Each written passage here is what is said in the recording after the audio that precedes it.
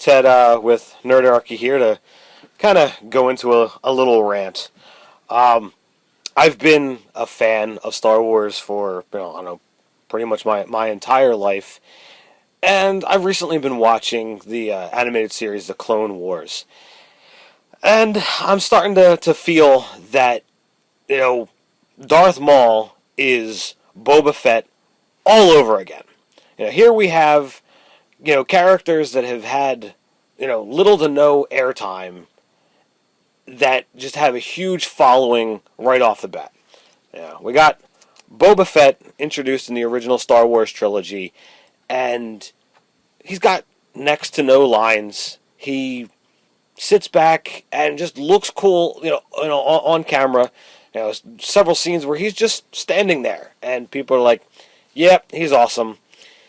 We've got, introduced in Empire Strikes Back. Initially, yeah, we all know that he comes back in the new release of New Hope, where he's walking around with the CGI Jabba the Hutt.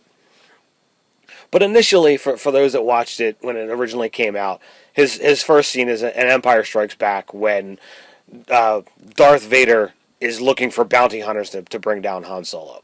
Now, obviously, if you're going to be watching this, you've probably seen Star Wars, but if for some reason you've never gotten into the whole genre, I'm going to go into a lot of spoilers, so be warned.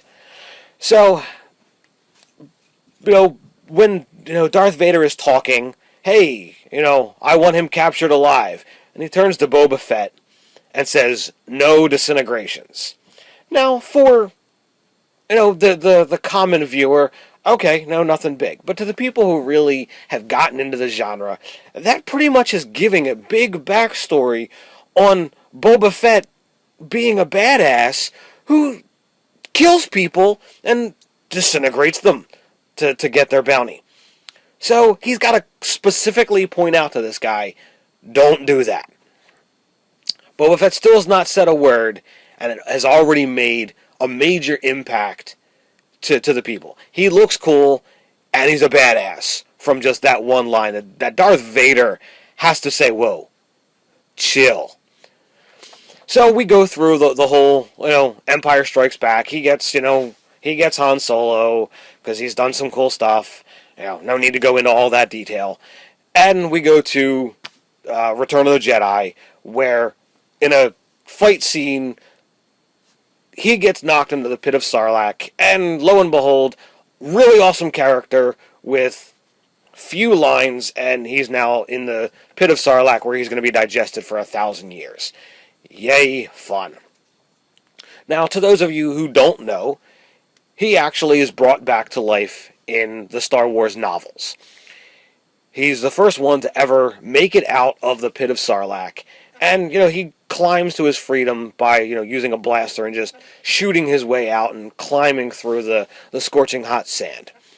Dengar, winds up catching him, or finding him. Dengar's a fellow bounty hunter. And they patch him up, and hey, he's back to life. Little tidbit of information. Dengar was trying to go find Jabba's body to get the keys to pretty much go empty Jabba the Hutt's safe. Well, he didn't find the keys, but hey, he found a fellow bounty hunter. So Boba Fett now is back to life in the novels and decides to go back to doing what he does. Slave One at this point in time has very much been impounded, because, well, technically he's a bad guy, and the rebels are now in charge, because by this point in time he's, the Death Star's done, and, the rebels have won, yay! So, Boba Fett says, well, all these people now think I'm dead. And, the novels actually go into and talk about how, with Boba Fett dead, they can sit back and relax, because he's the only one that could have ever brought them in. So, Boba Fett, winds up, of course, because he's, super awesome bounty hunter, he brings out Slave 2, and just goes and starts racking up these super high bounties that he's the only one that can bring them in. And he goes and, he does all of this really super cool stuff, in the novels. highly recommend. You check out the Mandalorian trilogy and the Tales from Jabba's Palace that have got these cool not Darth Maul, Boba Fett scenes, so that you can know about how cool this guy is and this super badass character that was put out there and just casually written off. So, realizing how awesome Boba Fett was, when Lucas decides to put forth this new quote-unquote trilogy, when they release the prequels, they have to rewrite Boba Fett's backstory.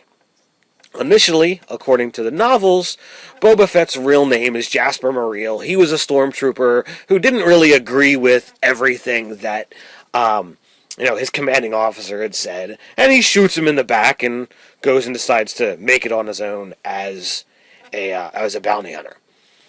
Well, that's the story that I knew up until years ago, when they decided, hey, we're going to put out this Clone Wars thing and new trilogy thing, and now Boba Fett's real name is actually Boba Fett. He's the clone of Jango Fett, and he didn't age, and he's got the same exact DNA as every single one of these flippin' clone troopers from the movies and the animated series and whatnot.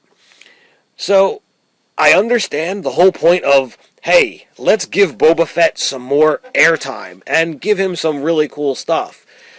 But at the same time, you keep changing what was actually already out there.